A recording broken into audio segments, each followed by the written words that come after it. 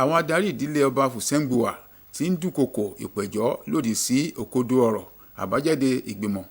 alábẹ́sẹ́kẹ́lé tí ìdílé ọba náà gbé kalẹ̀. Ìgbìmọ̀ náà ń ṣe ìdáhùn sí ìkéde yíyọ nípò alága, igbákejì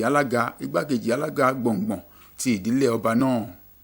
Níbi ìpàdé àkójọpọ̀ àwọn oníròyìn tí ó wáyé ní Professor Fasi Yusuf Avenue GRA ní Ìjẹ̀bú Òde, ìgbìmọ̀ náà ṣe àpèjúwe ìgbìmọ̀ alábẹ́sẹ́kẹ́lé náà gẹ́gẹ́ bí èyí tí kò bá òfin mu, tí wọ́n sì rọ ìjọba àti ará ìlú láti kó ọ̀rọ̀ tàbí ẹ̀sùn tí ó jáde láti ọ̀dọ̀ ìsọ̀rí náà dànù.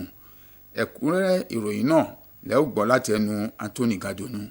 Alága ìgbìmọ̀ ìdílé ọba Fusengbuwa Ọ̀túnba Abdulateef Owóyẹmí sọ nínú ọ̀rọ̀ rẹ̀ wípé àwọn ojúlówó aṣojú ìdílé náà ti ṣe 15 ni wọ́n jùmọ̀ pọ̀ pé ìpàdé àwọn oníròyìn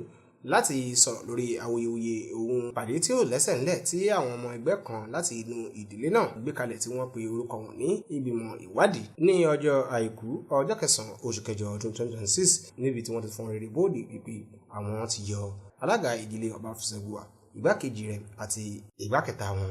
Ọ̀túnba Owóyẹmí sọ nínú ọ̀rọ̀ rẹ̀ wípé bí wọn bá tètè fèsì sí awuyewuye tó ń jà rìnrìn báyìí, ìdíwọ́ ńláńlá ni yóò jẹ́ fún ìdílé ọba Fusengbuwa àti àwọn adarí wọn. Lára àwọn tó ti sọ̀rọ̀ níbi ìpàdé oníròyìn náà ni igbákejì alága ìdílé ọba Fusengbuwa ọ̀jọ̀gbọ́n Fasi Adétòkunbọ̀ Yusuf, níbi tó ti sọ nínú ọ̀rọ̀ rẹ̀ wípé àwọn ìgbìmọ̀ ìdílé ọba Fusengbuwa ti bẹ̀rẹ̀ sí ní ṣe ìwádìí àwọn oníwà ìbàjẹ́ tó wà nídìí awuyewuye ohun tó ń jà rìnrìn káàkiri yìí. Níbẹ̀ ni ọ̀jọ̀gbọ́n Fasi Yusuf ti sọ wípé àwọn ẹni láabi yìí mọ̀ọ́mọ̀ dá ìgbìmọ̀ wọn kalẹ̀ láti fi dá ojú ọ̀rọ̀ rú, pàápàá jùlọ bí yíyan ọ̀rọ̀ Àwùjalẹ̀ ṣe ń lọ lọ́wọ́lọ́wọ́.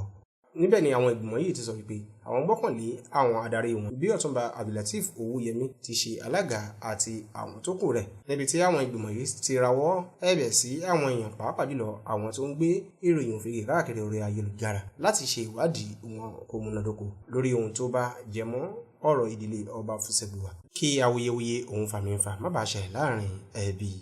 Láti ilé iṣẹ́ NTA Ìjẹ̀bú Òde, Ìdòwú Ògúnbàjò ló ń ṣàtúpalẹ̀ ìròyìn.